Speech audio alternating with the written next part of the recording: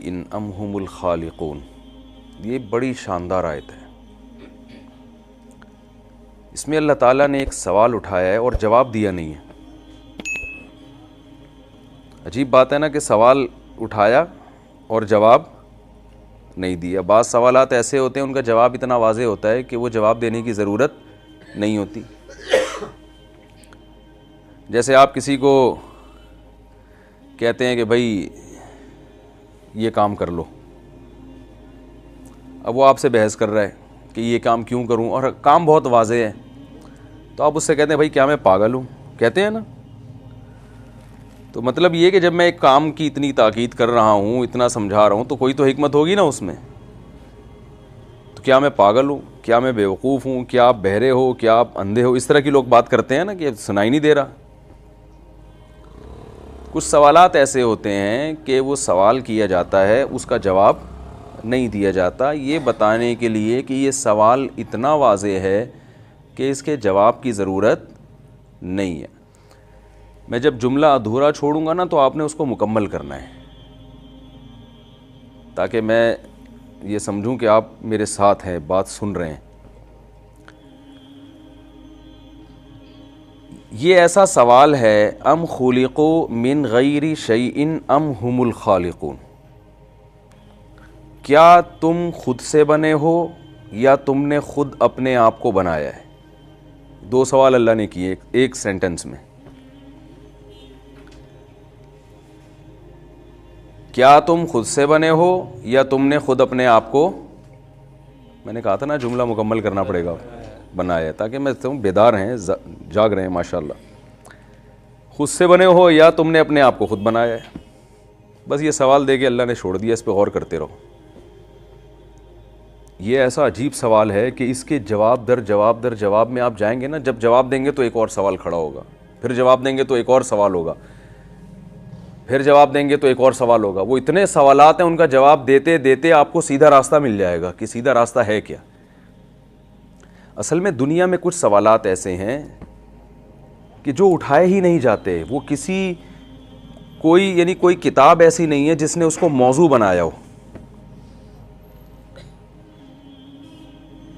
Physics की किताब में आपको कैलकुलेशन मिलेंगी कुछ कि इतने किलोमीटर फ़ी घंटा की रफ़्तार से आप चलें तो इतनी देर में आप वहाँ पहुँच जाएंगे। इस किस्म की चीज़ें होती हैं। केमिस्ट्री में कुछ केमिकल वगैरह होते हैं, पढ़ाए जाते हैं। मैथ में जमा तफरीक सिखाया जाता है। लेकिन दुनिया में एक बहुत बड़ा सवाल ये है कि इंसान को क्यों बनाया गया। इस सवाल पे कोई डिस्कस करने के लिए तैयार नहीं है। दुनिया में कोई भी काम जो खुद से होता है, इत्तेफाक से होता है, उसकी कोई रीज़न होती है? बोले ना भाई। मैं एक मिसाल देता हूँ आपको। देखें, मेरे सामने एक गिलास रखा हुआ है, मैं बयान करता हूँ, गलती से मेरा हाथ उस पर लग गया और वो गिलास टूट गया। ये काम हुआ ना गिलास का टूटना। आप मुझसे पूछ सकते हैं कि मुफ्ती साहब, हमने आपको बयान के लिए बुलाया था, आपने ये गिलास क्यों तोड़ा? तो मैं जवाब में कहूँगा तोड़ा नहीं है भाई। बोले ना भाई, टूट गया है। तो इस सवाल के बाद फिर मज़ीद कोई सवाल उठता है? फिर आप मज़ीद कोई सवाल कर सकते हैं मुझसे? ज़्यादा से ज़्यादा सॉरी का मुतालबा करेंगे कि हमने आपको गिलास तोड़ने के लिए नहीं बुलाया था, या चले गलती से टूट गया तो थोड़ा आइंदा एहतियात करें, यही कहेंगे ना। मज़ीद कोई सवाल नहीं होगा, क्योंकि ये ऐसा काम है जो इत्तेफाक से हुआ है, खुद से हुआ है, तो इसकी रीज़न तलाश करना ज़रूरी नहीं है। लेकिन आप मुझे एक बात बताएं कि एक गिलास मेरे सामने रखा हुआ हो, मैं गिलास उठाऊं और ये इधर दीवार पे जाके तोड़ दूं, तो आपका हक बनता है ना कि ये गिलास आपने क्यों तोड़ा। क्या ख्याल है भाई? और मेरे ज़िम्मे लाजिम है कि मैं उसकी वजह बयान करूं।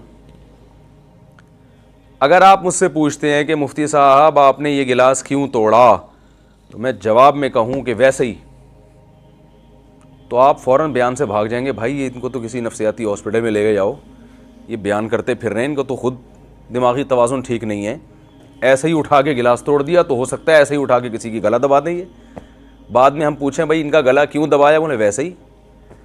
ऐसे ही किसी के सर पे डंडा मार दें, हम वजह पूछे क्यों मारा, बोले भाई वैसे ही। तो वैसे ही थोड़ी कोई कुछ करता है।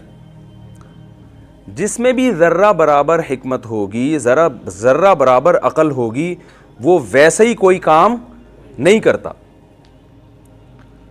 अब आप मुझे एक बात बताओ, ये जो कायनात वजूद में आई है, ये अगर इत्तिफाक से वजूद में आई होती, डार्विन के जो नज़रिया है, थ्योरी है, ऐसे इत्तिफाक से सब कुछ हो गया होता, तो फिर हमें ये ज़रूरत थी ये जानने की कि इसका बनाने वाला कौन है और उसने इसको क्यों बनाया। इस सवाल के जवाब की हमें ज़रूरत थी भाई, बोलना तो पड़ेगा ना।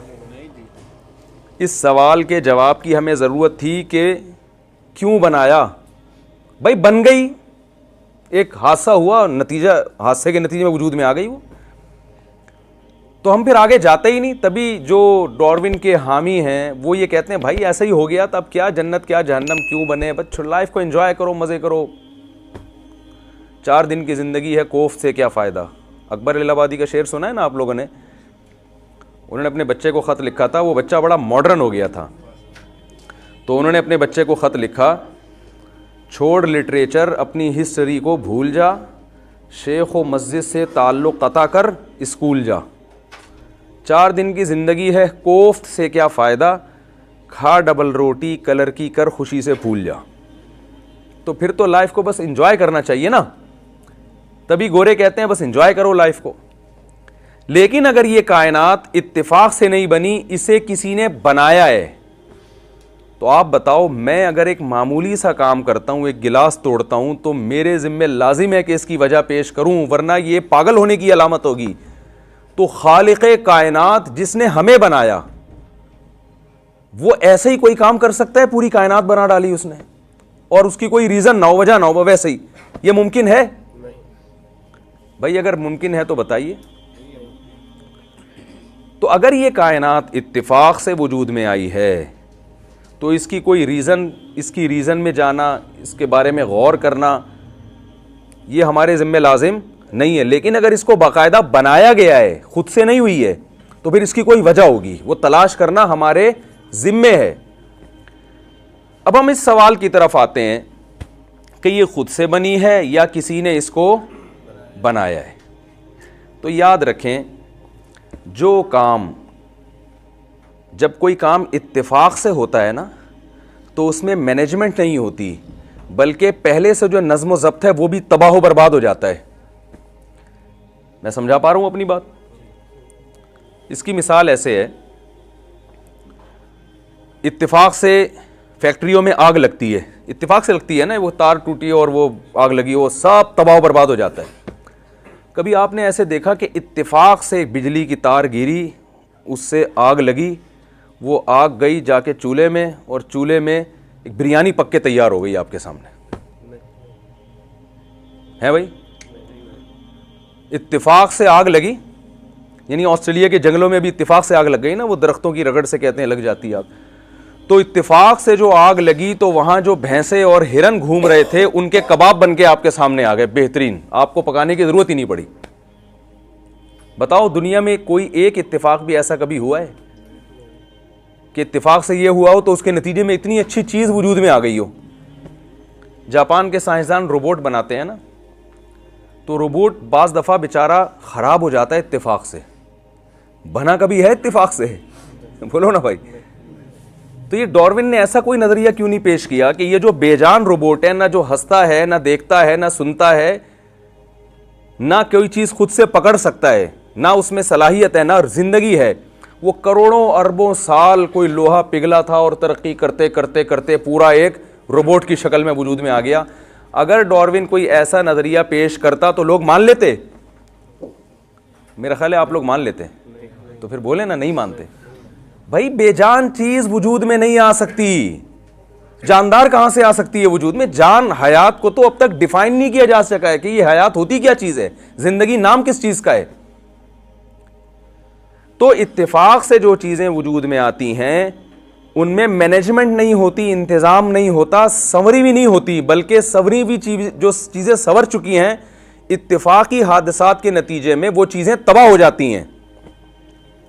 इसकी एक और बेहतरीन मिसाल है, आप किसी फैक्ट्री में गए, वहाँ आपने देखा जो फैक्ट्री के जो मालिक है वो अपना एयर कंडीशन ऑफिस में बैठा हुआ है, मैनेजर साहब दूसरे ऑफिस में बैठे हुए हैं, कुर्सी टेबल रख के सामने और टेलीविज़न देख रहे हैं, और कुछ मज़दूर वहाँ काम में लगे हुए हैं, कुछ माल उठा के ट्रक पे लोड कर रहे हैं, मशीनें अपनी जगह हरकत कर रही हैं। आपने जाके किसी बहुत बड़े साइंसदान को बुलाया और आपने उस साइंसदान से पूछा, यार ये फैक्ट्री आप बता सकते हो कि ये कैसे वजूद में आई? वो जवाब में कहे कि यार एक धमाका हुआ था, उस धमाके के नतीजे में चूना और सीमेंट टाइप के में जो चीज़ें सीमेंट में डलती हैं ना, रेत बजरी उड़ के वो जनाब ऐसे होते होते होते होते वो एक जगह इकट्ठे हो गए। भाई ये तो नहीं हो सकता यार, भाई करोड़ों साल में ऐसा हुआ है। करोड़ों साल में तो हो सकता है ना, आपके हाँ शायद करोड़ों साल में हो गया हो ऐसा। फिर बारिशें हुई तो उससे गारा बन गया, फिर कई जगहों पे गारा बना, तो एक जगह ऐसा हुआ कि करोड़ों साल हवाएं चलती रहीं तो वो गारे से एक ख़ास तरीके से तनासुब से चलते चलते उस गारे से ईंटें वजूद में आ गईं। अच्छा भाई फिर क्या हुआ? भाई फिर एक दिन क्या हुआ, करोड़ों अरबों साल तक वो ईंटें ऐसे ही पड़ी रहीं, तो इत्तेफाक से ज़मीन में ऐसा मालूम होता है कि एक तूफ़ान आया होगा, जिस तूफ़ान से वो ईंटें आपस में तरतीब से आके जुड़ गईं और फैक्ट्री की एक दीवार वजूद में आ गई। फिर करोड़ों अरबों, क्योंकि साइंसदानों के पास टाइम की कमी, कोई गिन थोड़ी रहा है वहां बैठ के। वो जब कहते हैं ना इंसान इत्तेफाक से वजूद में, अभी कैसे आ गया? वो करोड़ों अरबों साल तक एक जरसूमा था, वो अरबों साल तक फिर वो मछली बना, फिर अरबों साल पहले पौधा बना, फिर वो अरबों साल के बाद वो एक मछली बन गया, फिर वो अरबों साल के बाद ये बन गया, फिर अरबों साल पहले बंदर बन गया, फिर अरबों साल के बाद इंसान बन गया, और अरबों साल के बाद अब इंसान के बाद भी कुछ बन जाएगा। जब आप कहते हैं ना भाई 10,000 साल से तो हम देख रहे हैं ये इंसान वैसे का वैसा ही है जैसा 10,000 साल पहले था, तो कहते हैं भाई अरबों साल लगते हैं। तो मैं यही पूछ रहा हूं कि अरबों साल में एक दीवार क्यों नहीं खड़ी हो गई बड़ी तरतीब के साथ, फिर 4 दीवारी, फिर आप कहते हैं इसमें मशीन कैसे आई? वो कहते हैं कि भाई लावा पिघला था, उससे जो लोहा पिघल के बाहर आया, उस लोहे से सरिया बना, उस सरिये से छत डली, यानी वो फर्जी कहानियां घड़ते घड़ते घड़ते घड़ते बनते बनते बिल आखिर एक दिन धमाका हुआ। तो एक साहब जा रहे थे, वो धड़ाम से उठ के अपनी कुर्सी पे आके बैठ गए, जो जिनको फैक्ट्री का ओनर बना दिया गया, मालिक करार दे दिया गया। तो ये मुमकिन है क्या अकल से इस दावे को तस्लीम कर लेना? बोले ना भाई। हाँ, एक जगह फैक्ट्री तबाह बर्बाद हो गई हो, सारी बर्बाद हो गई हो, और वो जो ओनर था वो उधर मरा हुआ पड़ा हो बेचारा, और वो मैनेजर साहब उल्टे ऊंधे पड़े हुए हो, तो आप पूछें यार ये कैसे हुआ? तो इसमें दोनों इम्कान है। हो सकता है ये खुद ना हुआ हो, किसी ने बम रख के धमाका किया हो, और ये भी मुमकिन है कोई हादसे के नतीजे में खुद ब खुद ऐसा हो गया हो। तो ये दुनिया में पागल से पागल इंसान भी समझता है कि जिन चीज़ों में मैनेजमेंट होती है, संवरी भी होती हैं, वो खुद ब खुद नहीं हो सकती। कुछ दिन पहले एक एथियस्ट आए बहस करने के लिए ना कि ये कैसे यार, ये मुझे, वो उन्होंने कोई डार्विन के नज़रिए पढ़ पढ़ के ना पागल हो गए थे वो बेचारे। तो मैंने उनसे, कह रहे हैं यार ये तो एक खुद ब खुद हुआ है सब कुछ। मैंने कहा मुझे एक बात बताओ, एक जंगल में एक आदमी जिसने कभी, इंसान तो बहुत पेचीदा मशीन है, खरबूजे की मैंने कहा ऐसी मिसाल देता हूँ जो बहुत ही सादा सी मिसाल है। मैंने कहा जंगल में या किसी सहरा में जिस शख्स ने कभी पौधे से फल बनने का अमल ना देखा हो, आप उसके पास जाएं और आप उससे कहें आओ मैं तुम्हें एक जादू दिखाता हूं। भाई क्या जादू है? भाई ये खरबूजे का बीज है ना, अभी देखो इसमें जादू क्या होता है। जादू ये है कि जी खरबूजे के बीज को ज़मीन के अंदर डाल दिया, पानी डालते रहे, तो अब वो पूछ रहा है भाई अब क्या होगा, कहना देखना अब क्या होगा। देखें ज़मीन का काम है चीज़ों को खा के ख़त्म कर देना। ज़मीन में इंसान को डालेंगे वो भी ख़त्म, ज़मीन में लोहे को डालेंगे वो भी ख़त्म, सोने को डालेंगे वो भी ख़त्म। आपने कहा कि मैं ज़मीन में इस बीज को डालूंगा लेकिन ख़त्म नहीं होगा, देखना अमल क्या होगा, उल्टा अमल शुरू हो जाएगा। तो ज़मीन में डाला बीज, वो पूछ रहा है भाई अब क्या होगा, देखना अब क्या होगा। उससे एक छोटा सा नन्हा सा पौधा निकला, तो हैरान होगा ना वो सामने वाला जिसने कभी पौधे बनने का अमल ना देखा हो। आप कहें अभी जादू ख़त्म नहीं हुआ, अभी देखो ये क्या होता क्या है, मैं कुछ ऐसा मंत्र पढ़ूंगा अभी देखना होता क्या है। तो वो बेल जो है ना वो बढ़ना शुरू हो गई, और बढ़ने में अजीब बात यह है कि उसके पास ना दिमाग है सोचने के लिए, लेकिन इतनी अकल उसको दी गई है कि उसको पता है कि ऊपर की तरफ जाना है ना, तो उसमें वो कोंपलें निकलना शुरू हुई और जहां उनको जगह मिलती है ना, जैसे कोई आदमी रस्सी के जरिए नहीं कमांडो ऊपर चढ़ रहे होते, ऐसे वो बेल लिपट लिपट कर मुख्तलिफ जगहों से ऊपर की तरफ जा रही है ताकि उसको रोशनी मिले अच्छी तरीके से।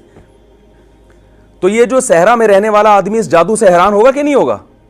वो हैरान हो रहा है, यार इसके पास अकल नहीं है, लेकिन ये जहां जगह मिलती है वहां ऐसे बेल लिपटती है ना, तो ये ऊपर की तरफ जा रही है। आप कहते हैं अभी जादू खत्म नहीं हुआ, अभी देखना और क्या होगा। कुछ दिनों के बाद उसमें खूबसूरत फूल निकलना शुरू हो गए और हैरान हो रहा है, यार ये क्या मजाक है भाई, फूल निकल रहे हैं। कह रहे हैं भाई अभी देखो मंतर, ठीक है। वो होता क्या है, उस फूल से क्या हो रहा है कि वो फूल तितलियों को, परिंदों को अपनी तरफ माइल कर रहा है। माइल करने से क्या होता है कि नर और मादा जो जर्रे हैं उनका मिलाप हो जाता है। वो तितलियों के टांगों से चिपक जाते हैं ना वो जर्रे, जब वो मिलाप होता है, तितलियों के फरिश्तों को भी खबर नहीं होती कि हमारे जरिए से क्या काम लिया जा रहा है। वो तो फूल के हुस्न और जमाल और उसकी खूबसूरती को देखकर आती हैं उसकी तरफ। लेकिन ऐसा सिस्टम जंगल में, ऐसे सॉफ्टवेयर इंस्टॉल कर दिए गए हैं कि सारे काम ऑटोमेटिकली हो रहे हैं। तितलियां अपना काम कर रही हैं, मक्खियां अपना काम कर रही हैं, लेकिन कुदरत इनसे कोई और काम ले रही है जो इंसान को भी नहीं पता कि हो क्या रहा है। फिर जनाब उसमें नीचे आहिस्ता आहिस्ता क्या फल पैदा होना शुरू हो गया। वो सहराई आदमी कह रहा है ये क्या हो रहा है? कह रहे हैं अभी तो जादू शुरू हुआ है, अभी तो देखो होता क्या है। फल होते होते होते होते होते होते बड़ा होकर दोबारा वो क्या बन गया, एक खरबूजा। तो हैरान होगा ना वो कि भाई वो बीज से हमने क्या बना दिया, खरबूजा। आप कहते हैं अभी सब्र करो, असल जादू तो अब शुरू हुआ है।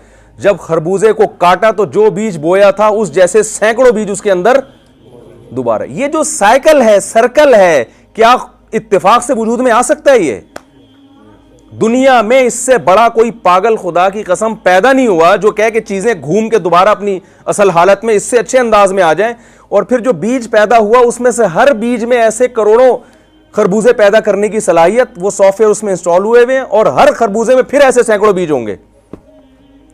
मैंने कहा ये कोई सिर्फ एक खरबूजे की मिसाल दे दी जाए ना, तो जिसमें जर्रा बराबर अकल होगी वो कहेगा अल्लाह की कसम ये खुद से पैदा नहीं हो सकता। इंसान का प्रोसेस खरबूजे से करोड़ा गुना ज्यादा पेचीदा है। इंसान का जो प्रोसेस है ये कैसे वजूद में आ गया भाई? तो पहले तो अपने जहन को ये साफ करें, क्लियर करें कि इस कायनात में एक नज़्म ज़ब्त है। अलशम्सु यंबगी लहा अन तुदरिकल क़मरा वलल्लैलु साबिक़ुन नहार। सूरज, ज़मीन सूरज के गिर्द और चांद जो है वो ज़मीन के गिर्द, और हर कुल्लुन फ़ी फ़लकी यस्बहून। अल्लाह फरमाते हैं हर एक अपने दायरे में तैर रहा है। वल क़मर क़द्दरनाहु मनाज़िल। चांद की कैसी हज़ारों साल हो गए, चांद की कैलकुलेशन में कोई फ़र्क ही नहीं आ रहा। ये जो माहिरीन फ़ल्कियात बता देते हैं ना कि 10 साल बाद किस दिन क्या तारीख होगी, ये माहिर फ़ल्कियात का कमाल नहीं है, ये चांद का कमाल है। देखो मुझे एक बात बताओ, आपके बारे में अगर कोई बताए कि मैं पहले से बता सकता हूं कि फलां साहब जो हैं 3:05 पे, ये जो भी सफर के लिए निकले हैं तो 3:05 पे ये वहां होंगे, तो ये बताने वाले का कमाल नहीं है, ये आपकी टाइम की पाबंदी की अलामत है। आपका शेड्यूल ऐसा जबरदस्त है कि लोग आपके बारे में पहले से बता देते हैं कि ये टाइम की खिलाफ वर्जी नहीं करता। तो ये जो साइंसदान बता देते हैं ना कि 20 साल बाद फला सूरज गिरहन होगा, चांद गिरहन होगा और क्या तारीख होगी, क्या दिन होगा, तो ये साइंसदानों का कमाल नहीं है, ये सूरज और चांद की एक्यूरेसी है। ये उसका कमाल है कि वो हजारों लाखों साल हो गए, वो अपने टाइम से जर्रा बराबर भी हटने के लिए तैयार नहीं है। इतनी एक्यूरेसी ये इत्तेफाक से वजूद में आ गई भाई। इतना ईंधन सूरज खारिज कर रहा है, इतना ईंधन, कहां से इसमें ये ईंधन भरा जा रहा है और कहां से ये गैसें खारिज हो रही हैं, एनर्जी लगती है ना, ये एनर्जी कहां से आ रही है? ये इत्तेफाक से हो रही है, ये सब चीजें इत्तेफाक से हो रही हैं। कैसा अजीब निजाम अल्लाह ने बनाया। तो अगर ये कायनात मेरे भाई इसमें नज़्म ज़ब्त ना होता तो ये इत्तेफाक से वजूद में आती और हमें इसकी रीजन तलाश करने की जरूरत, बोलो भाई, नहीं पड़ती। लेकिन अब इस कायनात की मैनेजमेंट को देखते हैं और कुरान बार बार चैलेंज करता है, ज़ालिका तकदीर, ज़ालिका तकदीर। ये अंदाज़ा है, तकदीर का आज की ज़बान में तर्जमा मैनेजमेंट। ये अंदाजे हैं, ये खुद ब खुद नहीं है, ये एक कैलकुलेशन है। अल अजीज़ ऐसे बादशाह की कैलकुलेशन है जो गालिब है, जिस तरह से चाहे निज़ाम को चला सकता है। अल अलीम, और इल्म भी रखता है, वो उसे पता है कि किस चीज़ को कैसा बनाना है। देखें, दो चीज़ें चाहिए होती हैं जब भी आप किसी प्रोजेक्ट पे काम करते हैं, तो आपके पास दो सिफात आपके पास होना ज़रूरी है। पहली सिफत, आप काम लेना, आपके पास पावर हो, ताकत हो ना कि मजदूरों से काम ले सकते हो। भाई आप बहुत बड़े इंजीनियर हैं लेकिन आपकी चलती नहीं है। आपको कोई प्रोजेक्ट दिया गया कि यार ये फैक्ट्री बना दो, ये स्कूल बना दो, ये प्रोजेक्ट है, ये सड़क बना दो। आप मजदूरों से कह रहे हैं यार ये काम कर दो, कह रहे हैं सर मेरे पेट में दर्द है, आज मैं छुट्टी पे जाऊंगा, आज मैं नहीं करूंगा, वो कोई बात सुन ही नहीं रहा। तो आप कितने बड़े इंजीनियर हो, आप काम करवा सकते हैं? या हुकूमत ने आपको इख्तियारात ही बहुत महदूद दिए हों, आप काम नहीं करवा सकते? तो काम तभी जितने जो इंजीनियर हैं ये या ठेकेदार हैं, ये हुकूमतों से रब्ता करते हैं, इलाके के नाजिम को कुछ खिलाएंगे कुछ, ताकि इख्तियारात बढ़े हमारे, हम काम कर सकें। दूसरी चीज़ है, जो काम आप कर रहे हो उस काम में भी आपको महारत होनी चाहिए। यही वजह है कि महल्ले का दादा कितना ही बड़ा क्यों ना हो, आप उसे प्रोजेक्ट नहीं देते, चाहे वो कितना बड़ा दहशतगर्द हो। भाई पावर तो है तेरे पास, लेकिन तुझे इस काम की सलाहियत नहीं है। तो अल्लाह फरमाते हैं कि इस कायनात में जो तुम्हें नज़्म ज़ब्त नज़र आ रहा है, और इस कायनात में अहसना कुल्ल शैइन खल्क़हू सुम्मा हदा, जिस चीज़ को जैसा बनाना चाहिए था बिल्कुल वैसा ही बनाया है, और उसको फिर उसके नेचर के रास्ते पर मैंने चला दिया है। तो ये जो मैनेजमेंट तुम्हें नज़र आ रही है, ये इसकी अलामत है कि इसको नंबर 1 किसी ने बनाया है, नंबर 2 जिसने बनाया है वो बहुत ताकतवर है, ये कमज़ोर का काम नहीं है, नंबर 3 वो बड़ा ज़बरदस्त इल्म रखता है, उसे पता है किस चीज़ को कैसा बनाना चाहिए था। शेर की खुराक अल्लाह ने गोश्त रख दी है तो उसको दांत उसी हिसाब से दिए हैं। बकरी की खुराक अल्लाह ने घास रख दी है, उसके दांत उसी हिसाब से दिए हैं। ऐसा नहीं कभी कायनात में हुआ कि जो घास खाने वाला जानवर है उसे चीर फाड़ की सलाहियत दे दी हो, और जो गोश्त खाने वाले जानवर हैं उन्हें मिनमिनाने की और हिनहिनाने की सलाहियत दे दी हो अल्लाह ने? कभी हुआ ऐसा? एक एक चीज, जब मूसा अलैहिस्सलाम से फिरौन ने पूछा ना कि अल्लाह कौन है, तो मूसा अलैहिस्सलाम ने एक लफ्ज में डिफाइन किया, अहसना कुल्ल शैइन खल्क़हू सुम्मा हदा, कि जिसने हर चीज को बनाया बेहतरीन अंदाज से। देखें, किसी कंपनी की कोई प्रोडक्ट होती है तो कंपनी के माहिर होने की अलामत यह है कि इसने इस प्रोडक्ट को बेहतरीन अंदाज से बनाया कि नहीं बनाया। वही गाड़ी आप जापान की ले लो, बिल्कुल वही मॉडल पाकिस्तान से ले लो, तो फर्क होगा ना दोनों में। एक्यूरेसी किस में ज्यादा होगी?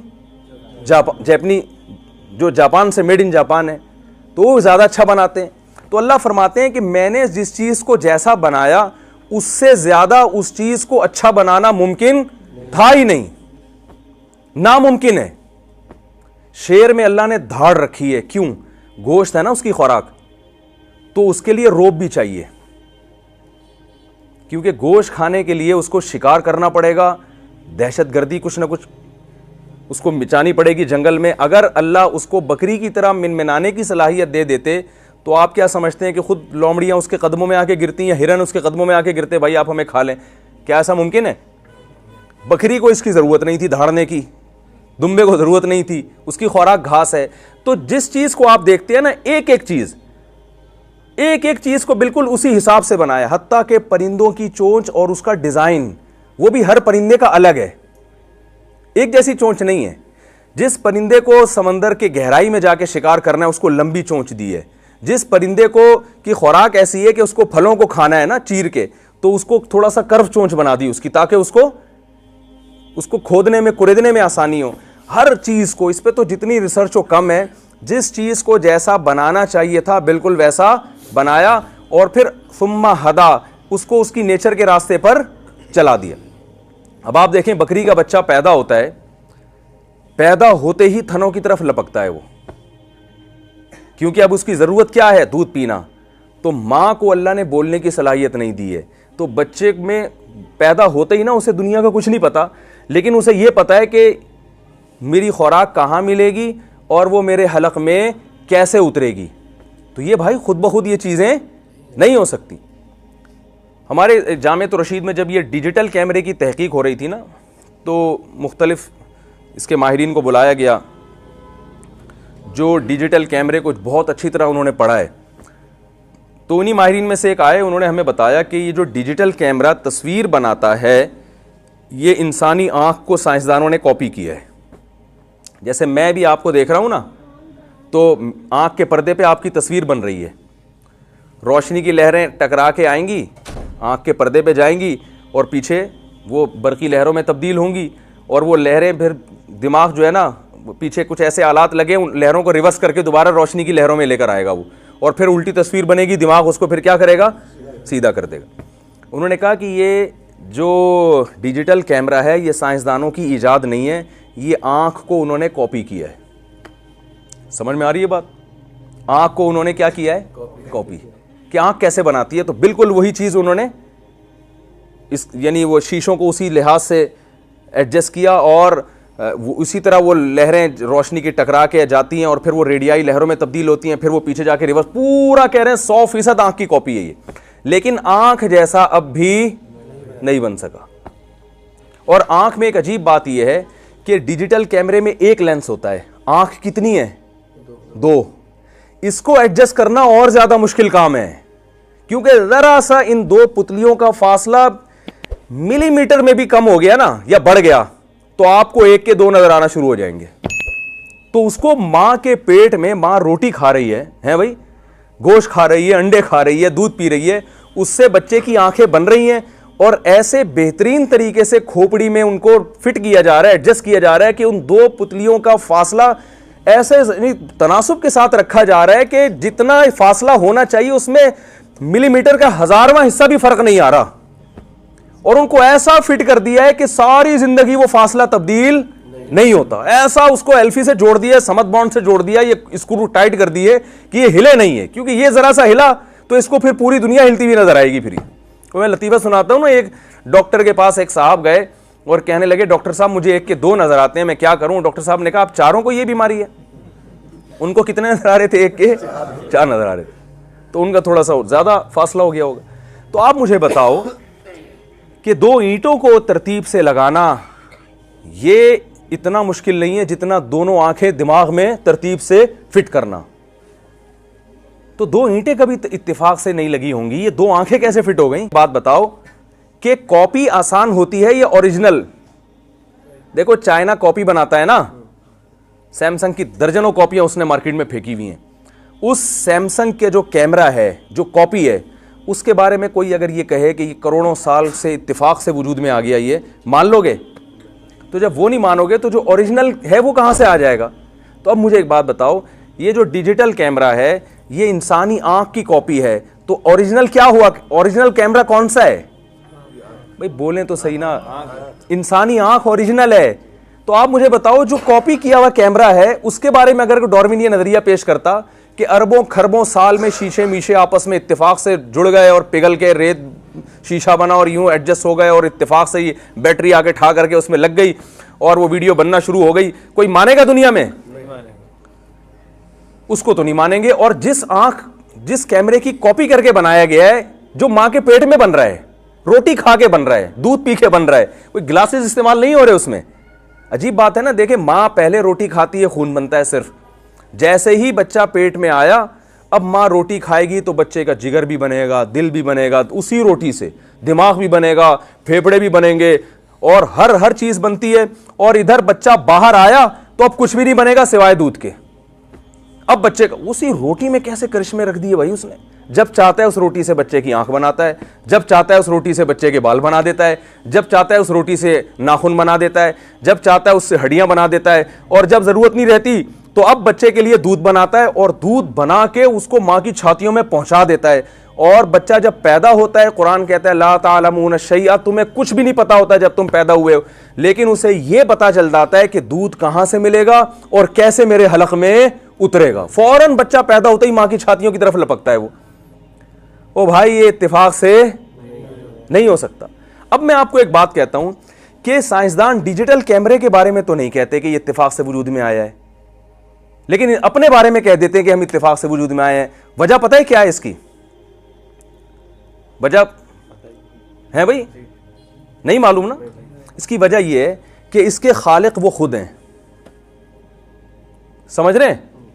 और जब खुद कोई चीज बनाते हैं तो उस पर उठने वाले सवालात के उनके पास जवाब हैं, लेकिन जब अपने बारे में ये कहेंगे हमें किसी ने बनाया है, तो फिर ऐसे ऐसे सवालात उठेंगे कि जिनका जवाब देते देते बिल आखिर उनको मजहब को मानना पड़ेगा।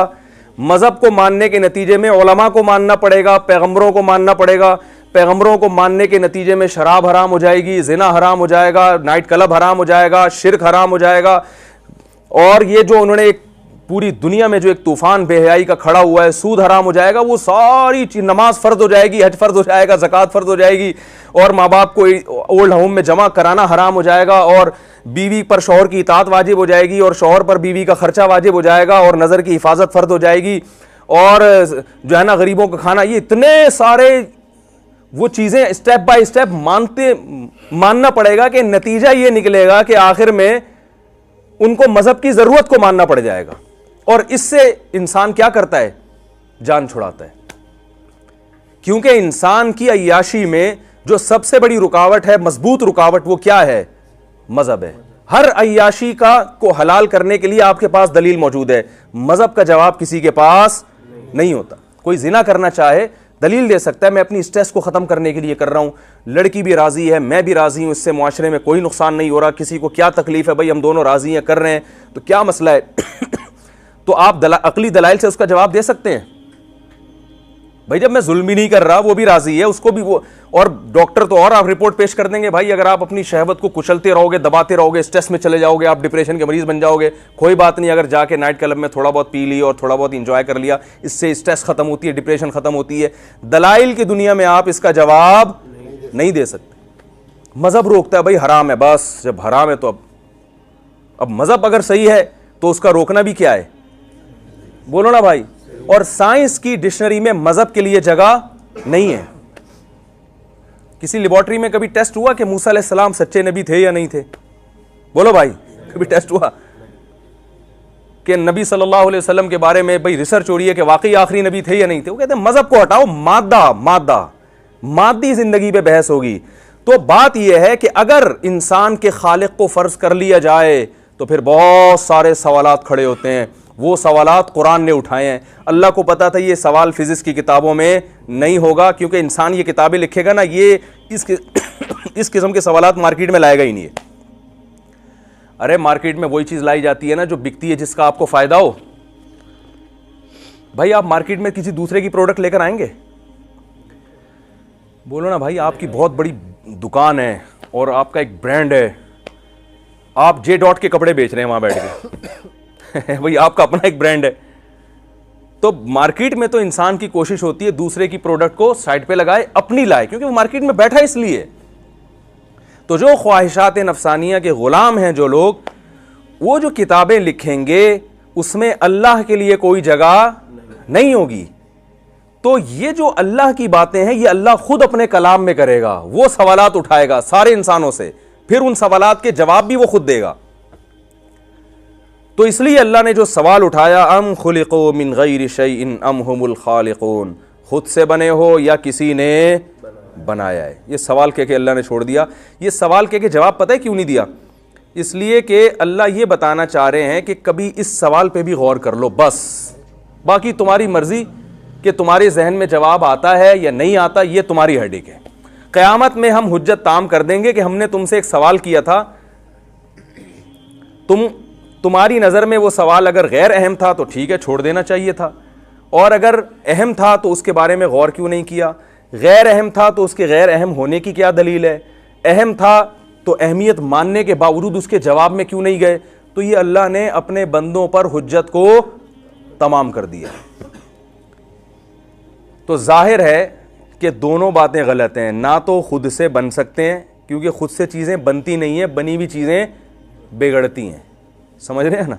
पूरा ऐसा ज़बरदस्त इंसान बन जाए, ये नहीं हो सकता। और ये भी नहीं हो सकता कि हमने खुद अपने आप को बनाया। तो वाज़ेह जवाब है कि फिर बनाने वाला कोई और है, बनाने वाला कोई और है। अब दूसरा, अब मैंने बताया था ना, इस सवाल का जवाब तलाश करेंगे तो फिर सवाल दर सवाल उठता चला जाएगा। इसलिए साइंसदान क्या करते हैं, सवाल ही का शुरू में गला घोट देते हैं कि यार ये बहस ही ख़त्म करो, किसने बनाया, अब बन गया जो भी था, अब लाइफ को एंजॉय करो, ठीक है ना। अब इस पे काम करोगे, डेंगू वायरस दुनिया में कैसे ख़त्म हो, पोलियो कैसे दुनिया में ख़त्म हो, इस पे तो करना चाहिए, इस पे भी काम। मैं ये नहीं कह रहा कि ये गलत है, लेकिन ये तो ऐसे है जैसे आपका कोई मकसद था, आप कहीं सफ़र पे जा रहे हैं, तो सफ़र को अच्छा बनाने के लिए बहुत सारी लवाज़िमात चाहिए होते हैं ना, वो लवाज़िमात आपकी ज़िंदगी का मकसद नहीं होते। मकसद तो वो सफ़र में आपकी मंजिल कहाँ है वो है। तो हमारी ज़िंदगी भी एक सफ़र है। सफ़र की डेफिनेशन ये है कि जिसमें आप एक जगह ना हो। देखिए मैं अभी यहां बैठा हुआ हूं तो मैं सफ़र में हूं, बोले ना भाई, नहीं, क्योंकि मैं मूव नहीं कर रहा ना। तो अगर हमारी ज़िंदगी में ठहराव होता, टाइम गुजर ना रहा होता, हमारा हर आने वाला दिन हमको कब्र के करीब ना कर रहा होता, तो फिर ज़िंदगी सफ़र ना होती। बात समझ में आ रही है? लेकिन हम देख रहे हैं कि टाइम रोज़ाना गुजर रहा है, तारीखें चेंज हो रही हैं। 2019 गया, 2020 आ गया, कल 24 जनवरी, आज जनवरी है और कल पता नहीं कौन सी तारीख में, तारीखें अक्सर गलत कर देता हूं। तो इस बार जो भी है, तो जनवरी, फरवरी, मार्च, अप्रैल, ये सारे महीने क्या हो रहे हैं, आहिस्ता आहिस्ता गुजर रहे हैं, टाइम गुजर रहा है। तो अब मुझे एक बात बताओ कि ये सफ़र है, तो मुझे एक बात बताइए कि दुनिया में कोई ऐसा पागल देखा जो सफ़र में हो लेकिन उसको ये ना पता हो कि जाना कहाँ है भाई? आप गाड़ी में बैठे हुए हैं, चलाए जा रहे हैं, चलाए जा, अगला कह रहे कहाँ जा रहे हो, क्या पता नहीं कहाँ जा रहा हूँ। वो भाई क्यों, फिर निकला हुआ क्यों है? भाई कह रहे वैसे ही आप कह सकते हैं लॉन्ग ड्राइव पे वैसे ही एंजॉय करने के लिए, तो एंजॉय करना भी एक मकसद हो गया ना। तो उसमें भी तो कोई हदफ होता है ना, यार वहाँ जा रहे हैं, शनवारी जा रहे हैं, या जरा टूल प्लाजा से घूम के वापस आ रहे हैं, तो कोई तो हदफ होता है।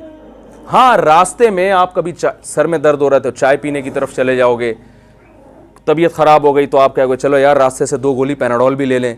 तो वो रास्ते की जो चीज़ें होती हैं वो मकसद तक पहुंचने में मुआविन और मददगार तो होती हैं, वो बजाते खुद मकसद नहीं होती। तो दुनिया जब एक सफ़र है, इंसान यहाँ से एक जहाँ से निकल के कहीं और जा रहा है, तो इसका भी कोई ना कोई मकसद होगा। दरमियान में पोलियो की वैक्सीनेशन भी आ गई, टाइफाइड के टीके भी लग रहे हैं ताकि तमीज़ से गुजर जाए ना सफ़र आराम से, ठीक है।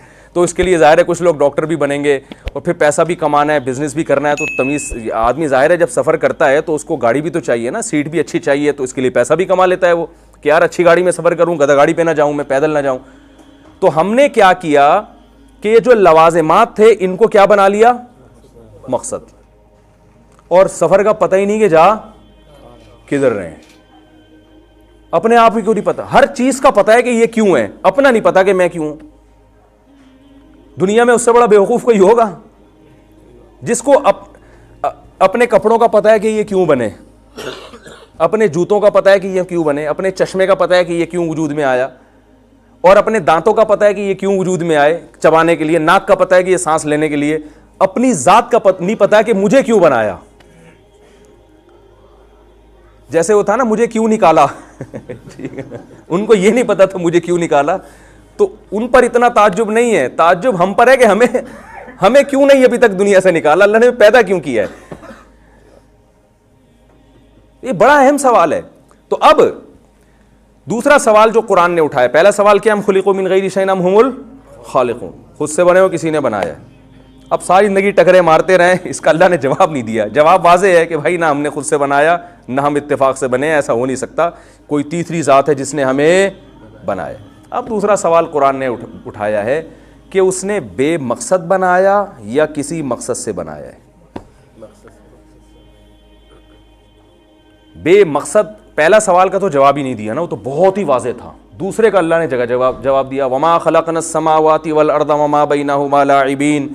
फरमाया अगर हमने बेमकसद बनाया है तो इसका मतलब हम महज खेल तमाशा करने वाले थे, एंटरटेनमेंट। जैसे कोई लोग होते हैं ना, एक बिल्डर बहुत बड़ा बंगला बनाए और बना के उसको तोड़ दे, आपको बनाया क्यों था, कह रहे वैसे यार मैं फारिग बैठा हुआ था तो मैंने कहा एक बंगला ही बना दो। तो आप कहेंगे ना भाई तू पागल हो गया है, सठिया गया है, तू इतना खूबसूरत बंगला बनाया, उसमें वॉशरूम, किचन और स्विमिंग पूल और पता नहीं क्या क्या बना दिया जिससे लग रहा था यहाँ तो लोग रहेंगे, और वैसे ही बना के। तो अल्लाह इंसान को पैदा करता है, कायनात को बनाता है, एक दिन ये कायनात भी तबाह हो जाएगी और इंसान तो बहरहाल मर के ख़त्म हो जाता है। तो अल्लाह कहते हैं कि क्या ये हमारे बारे में मुमकिन है कि हमने इंसान को बनाया मारने के लिए, बच्चे पैदा करके मर जाओ, फिर तुम्हारी नस्ल और बच्चे पैदा करे, फिर वो चली जाए, फिर वो अगले पैदा करके, कोई मकसद नहीं है, क्या तुम कोई, मैं गिलास यहां से उठा के तोड़ दूं और आप पूछें मुफ्ती साहब क्यों तोड़ा, मैं कहूं वैसे ही, तो आप मुझे कमरे से बाहर निकाल दें। तो जब आपको मेरे बारे में यह तस्वुर नहीं कर सकते, तो जो कायनात का रब है जिसने हम सबको बनाया, वो वैसे ही कायनात को बनाया और कोई मकसद ही ना हो और हमारे हवाले कर दे कि जैसे चाहो इसको इस्तेमाल करो, जो चाहे करो, लाइफ को एंजॉय करो, नाइट क्लबों में जाओ, लड़कियों से दोस्तियां लगाओ, फिल्में देखो, ड्रामे देखो, जो जिस पे जुल्म करके माल घसीट ले, जो मर्जी करो, होगा कुछ भी नहीं।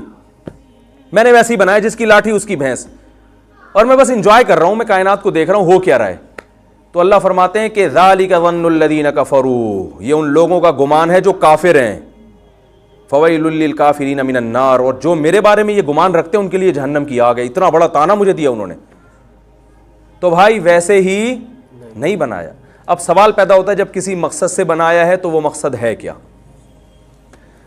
देखिए, हमारे पास इस सवाल का जवाब, एक तो वो जवाब है जो इंसान देते हैं, और एक वो जवाब है कि जब इंसान जवाब देने से आजिज हो जाए तो हम कहते हैं, बनाने वाले से पूछा जाता है भाई आप ही बता दें।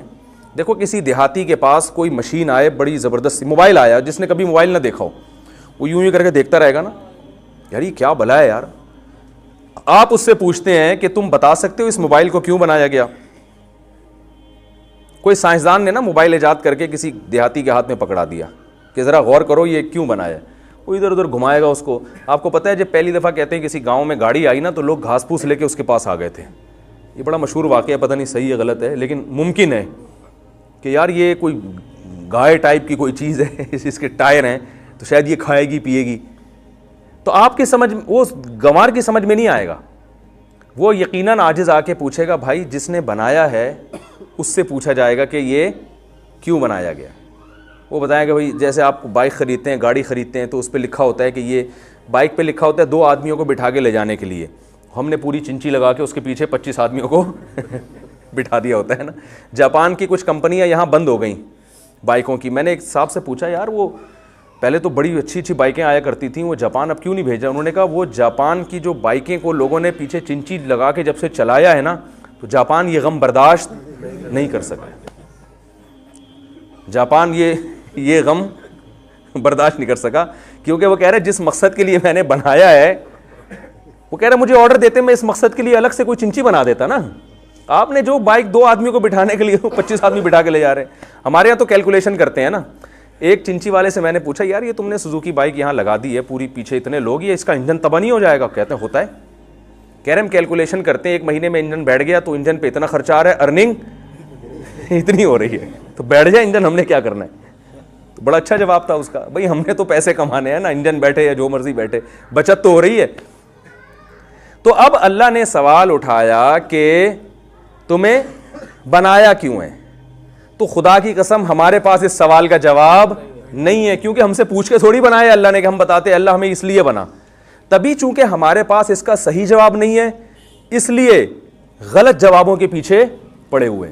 अंग्रेज से पूछे हमें क्यों बनाया?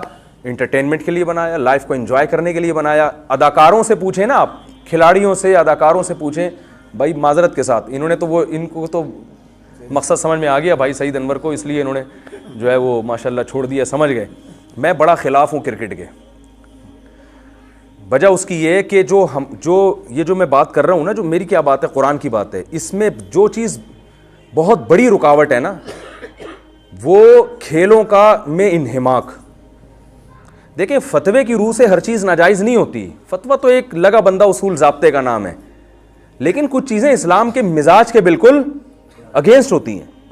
ड्रामों फिल्मों में लोगों का इतना टाइम ज़ाया नहीं होता जितना बैनुल अक़वामी जो मैचेस हो रहे हैं उसको देखने में घंटे, फिर देखने के बाद कई महीने उस पर तबसरे। उधर अल्लाह आदम अलैहिस्सलाम की पैदाइश को बयान कर रहा है, मैंने आदम को पैदा किया। फरिश्ते जो अल्लाह की इबादत किया करते थे, फरिश्ते पूछने अल्लाह क्या ज़रूरत है तुझे? अल्लाह फरमाते हैं आलमु मा ला तालमून, तुम्हें नहीं पता मैं इसके बारे में जो जानता हूँ तुम नहीं जानते। और इतना प्रोटोकॉल दिया कि फरिश्तों से कहा इसको सजदा करो। बड़ी अजीब मखलूक पैदा कर रहा हूँ। फरिश्ते अगर ये हमारे गेंद और बल्ले और चौके छक्के, अल्लाह वो कहेंगे या अल्लाह ये इसलिए इनको तूने मस्जूद बनाया हमारा। चलो एंटरटेनमेंट के लिए खेल हराम नहीं है, वो तो कभी भी खेला जा सकता है, लेकिन उसको इतनी अहमियत देना, इंडिया और पाकिस्तान की मैदान में जंग हो जाए ना, उसमें जीतने पर ऐसे लोगों के जज्बात नहीं होते जितने गेंद और बल्ले पे जज्बात होते हैं। इतना ज़्यादा इसको खेल को खेल समझना चाहिए। जैसे महल्ले में खेला, थोड़ा सा हारे जीते, हंसी हल्ला गुल्ला हो गया, ख़त्म हो गया। इंसान को एक ज़हनी तफरी चाहिए, बस इससे ज़्यादा खेल की अहमियत बोलो भाई नहीं है इस्लाम में। उस पर इंटरव्यूज़ आ रहे हैं, जनाब आप बताइए कि वो पाकिस्तान क्यों हारा। एक्चुअली हुआ ये था कि मैंने तो पहले मशवरे दिए थे, लेकिन वो टीम के जो कोच थे वो या जो कैप्टन थे वो असल में डिप्रेशन में गए हुए थे। वो कुछ भी नहीं होता भाई, गेंद है वो इधर को लग गई तो छक्का हो गया, नहीं लगी तो उधर से निकल गई, इत्तेफाक है वो। तो उसको इतनी ज़्यादा जैसे कोई मैदान जंग में आप, तो ये इतना ज़्यादा दिल की धड़कनें जो धड़क रही हैं ना लोगों की, तो मेरा ख्याल है कि इसके बारे में क़यामत के दिन सवाल होगा। अल्लाह पूछेंगे कि तुझे मैंने मस्जिद मलाइका बनाया और तूने एक लायानी चीज़ को, जो एक महज इंटरटेनमेंट थी, उसको तूने इतनी अहमियत क्यों दे दी। लोग जज्बात में रो रहे होते हैं, बेहोश हो रहे होते हैं, नमाजें तो छोड़ते ही हैं। तो ये सही नहीं है, मेरी राय यही है, इसको ना देखा करें। मैंने जब अल्हम्दुलिल्लाह टेलीविज़न जब छोड़ा है ना, तो क्रिकेट भी छोड़ दिया था। हालांकि हमें किसी ने बताया नहीं कि ये कोई हराम है। हमने कहा भाई ये तो इस्लाम का मिजाज ही नहीं है, ये तो समझ में ही नहीं आता। और मैंने तबलीग वालों को देखा है, वो कहीं से फतवा नहीं लेते, लेकिन वो नहीं देखते मैच, जो सही जुड़े हुए हैं ना, जो सही, हालांकि उनको किसी मुफ्ती ने नहीं बताया होता कि ना देखो, लेकिन वो चूंकि बार बार एक चीज़ को, हम आए हैं दुनिया में दीन के लिए, हम आए अल्लाह की, वो इतना रिपीट करते हैं कि उनके दिल में ये बात रासिख हो जाती है। वो फिर हर वो चीज़ जो मकसद हयात से हटाने वाली हो, उसको खुद ब खुद अपनी ज़िंदगी से निकाल देते हैं। तो हर चीज़ मसाइल से नहीं पता चलती। कुछ जब आदमी दीन पर आता है और जो मकसद हयात को पहचानता है, तो कुछ चीज़ें उसको खुद ब खुद ख़त्म करनी पड़ती हैं। वो समझता है कि ये सही नहीं है, मेरे विजन तक, मेरे मकसद तक पहुँचने में ये चीज़ें रुकावट हैं। याद रखें, खेल के मुखालिफ नहीं है उलमा, खेलना तो ज़रूरी है, इंटरटेनमेंट भी जायज़, जो तफरी है वो मेरे तो बयानात हैं इस पर, जायज़ लो फ्री। हमने तो नाम ऐसा रखा कि आधी इंटरटेन तो आप नाम सही हो जाए ना, जायज़ लो फ्री, ठीक है ना। हम तो कहते हैं सिर्फ खेल नहीं है, लो फ्री भी कर सकते हैं आप। लो फ्री पता है किसे कहते हैं? एक होती है तफरी, एक होती है लो फ्री। जब इंसान का दिमाग थक जाता है दिन भर काम करके, मुख्तलिफ दिमागी काम, तो उसको थोड़ी बहुत लो फ्री भी करनी। तफरी में आप जब घर से निकलते हैं तो आपको पता होता है मैं कहाँ जा रहा हूँ। लो फ्री में जब आप घर से निकलते हैं आपको पता नहीं होता, वो लो फ्री है भाई यार आप बिल्कुल। क्योंकि जब आप घर से निकलते हैं ना तफरी के लिए, उसमें भी एक टेंशन होती है यार, इतने बजे पार्क पहुंचना है, इतने बजे स्विमिंग पूल पहुंचना है, इतने बजे वो पता नहीं बंद ना हो जाए, गाड़ी भगा रहा है, ये भी टेंशन है। लिख लो, हम अब दुबई में थे, हमारे एक दोस्त ने हमें बुलाया, अल्लाह उनकी उम्र में बरकत दे। तो अब वो सुबह निकल रहे हैं फलाने पार्क जाने के लिए, तो वो इत्तेफाक से बंद हो गया, लेट पहुँचे। तो मुझे कहने लगे यार, मैंने कहा भाई मैं जब निकला था ना, तो मेरा मुराद पिकनिक या तफरी नहीं थी, मेरी नीयत लो फ्री की थी, ठीक है ना। हमने पहले से नीयत क्या कर ली थी? लो फ्री की, कि भाई कोई काम नहीं है, यहाँ दिमाग को फ्रेश रखना है, तो टेंशन नहीं लेनी है। तो ये टेंशन भी नहीं लेनी है कि इतने बजे पार्क पहुँचना है, बस निकल गए, यही लो फ्री है। तो हम तो इसके कायल हैं भाई। तो आप ये ना समझें कि खेल के खिलाफ हैं, लेकिन हर चीज़ की एक लिमिट होती है, हद होती है, और उसको बहुत ज़्यादा अहमियत। लो फ्री के चक्कर में आप करोड़ों का नुकसान थोड़ी करोगे, आप अपना टाइम थोड़ी बर्बाद करोगे, जो अहम काम है वो भी आप छोड़ दो, ऐसा थोड़ी होता है। तो जल्दी से बात को समेट के ख़त्म करता हूँ। हाँ, अल्लाह ने फरमाया कि तुम्हारे पास इस सवाल का जवाब नहीं है, क्योंकि इंसान के पास इसका जवाब नहीं है, लिहाजा कोई जिना में लग गया, कोई शराब में लग गया। आप देखें, जो कौम दुनिया में जिनके यहाँ बेहतरीन नफ्सियाती डॉक्टर हैं, हमारे यहाँ के जितने नफ्सियाती डॉक्टर्स हैं ना, उनमें जो ज़्यादा माहिर वो हैं जो यूरोप से पढ़कर आए हैं। ऐसा ही है ना, मैं नफ्सियाती डॉक्टरों से मिला हूँ, जो यूरोप से पढ़कर आए हैं ना, वो यहाँ के डॉक्टरों को मानते ही नहीं हैं। वो कहते हैं अभी इनको क्या पता, वो तो यूरोप तो बहुत आगे जा चुका है इस फील्ड में। लेकिन कमाल की बात यह है कि जिन डॉक्टरों से आप पढ़कर आ रहे हो, वो अपनी कौम को स्ट्रेस से और डिप्रेशन से नहीं निकाल सके।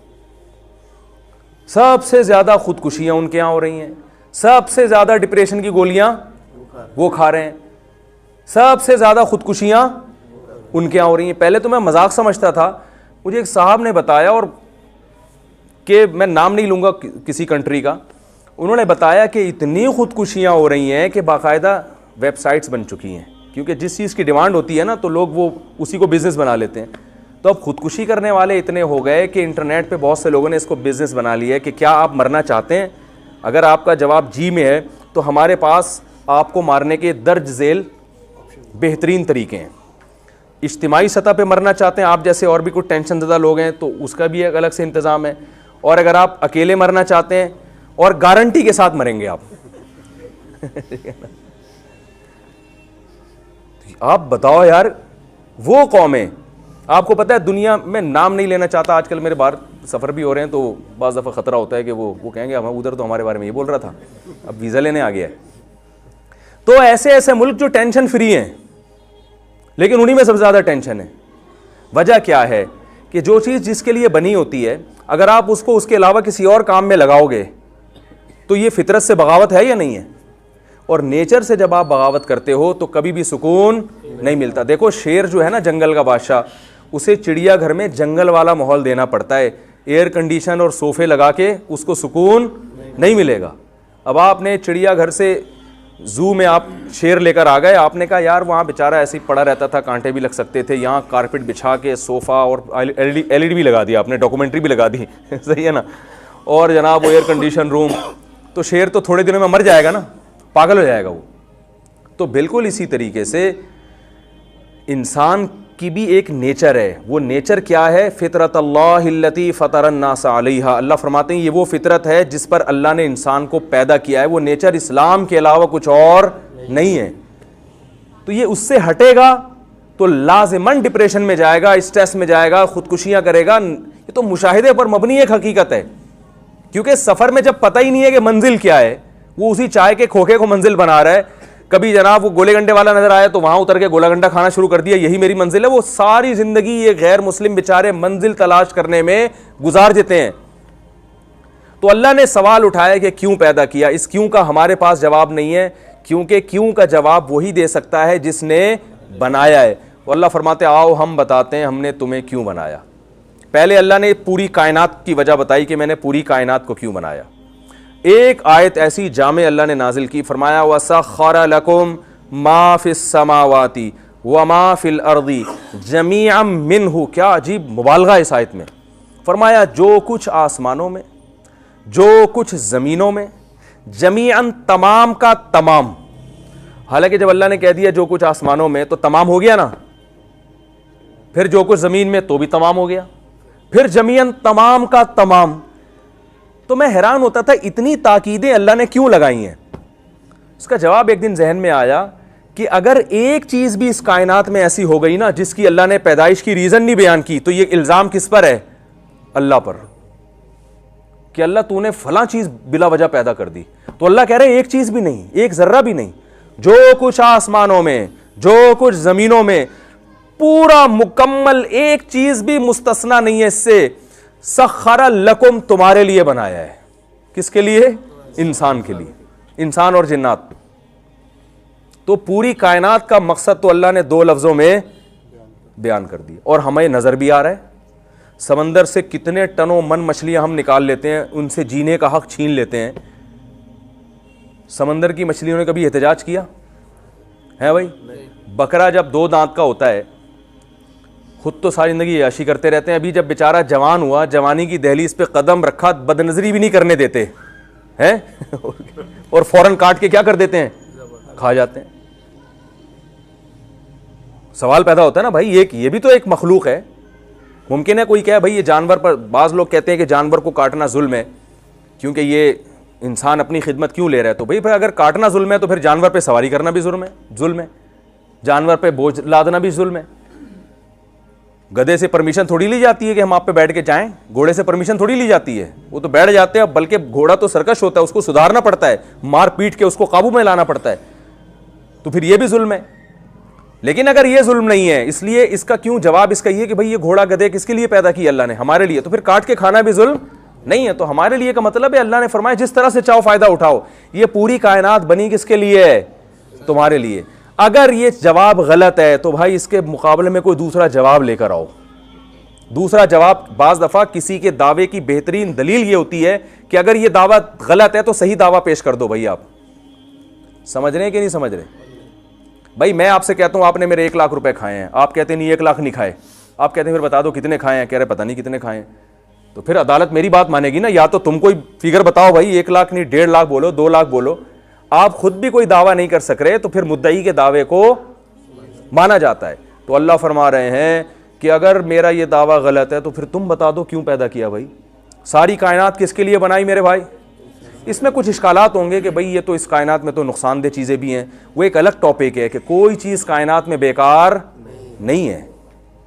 वो नुकसान बाज़ दफ़ा पहुंचा देती हैं, लेकिन उनको पैदा नुकसान पहुंचाने के लिए नहीं किया गया। हर चीज़ कायनात में कुछ ना कुछ अपनी जिम्मेदारी पूरी कर रही है। अब सवाल घूम फिर के आ जाएगा इंसान की तरफ कि सब कुछ इसके लिए, तो ये पेड़े खाने के लिए क्या? जो आदमी मजहब को फॉलो नहीं करता, वो अपने अमल से बताता है कि सारी कायनात मेरे लिए, और मैं, अभी जो मैंने लफ्ज़ बोला है उसको रिपीट करें ना भाई, जो नाइट क्लब में जा रहा है, जो शराब पी रहा है, जो नमाजें ज़ाया कर रहा है, वो अपनी मनमानी ज़िंदगी, खुलासा ये कल्चर को फॉलो कर रहा है, अपनी मनमानी ज़िंदगी जो गुजार रहा है, तो बज़बान हाल कह रहा है कि अल्लाह ने सारी कायनात को मेरी खिदमत के लिए लगाया और मुझे किसके लिए? पेड़े खाने के लिए। जैसे जंगल में कुछ लोग जा रहे थे ना, मशहूर वाक़या है, भाई लकड़ियाँ कौन जमा करके लाएगा? सब, एक ने कहा मैं। भाई आप ले आओ। नहीं, मैं ये काम नहीं कर सकता, मुझे कोई तकलीफ़ है, बोझ नहीं उठाया जाता। अच्छा चलो फिर आप ऐसा करो कि आप जो है ना प्याज काट देना। प्याज काटने से भाई मेरे आंखों से क्या आते हैं? आंसू आते हैं। चलो आप ऐसा करो, आलू काट देना। आलू काटने से मुझे एक दफ़ा ज़ख्म लग गया था, तो मैं आलू तो नहीं काट सकता। अच्छा फिर आप ऐसा करो कि चूल्हा जला दो। भाई चूल्हे जलाने में, फूंक मारने में फूंक निकल जाती है आदमी की, मैं कोई सिलेंडर थोड़ी हूँ जो इतनी फूकें निकालूं। तो सारे, कोई भी काम नहीं कर रहा, वो अपनी जिम्मेदारी पूरी नहीं कर रहा, लेकिन जब खाना लगता है तो आके बैठ जाता है। तो ऐसे आदमी को कहते हैं ना, क्या तू पेड़े खाने के लिए आया यहाँ पे? एक दफ़ा जब करेगा, 2 दफ़ा करेगा, तीसरी दफ़ा जब करेगा तो ताना क्या मिलता है? ओ भाई तू यहाँ पेड़े खाने के लिए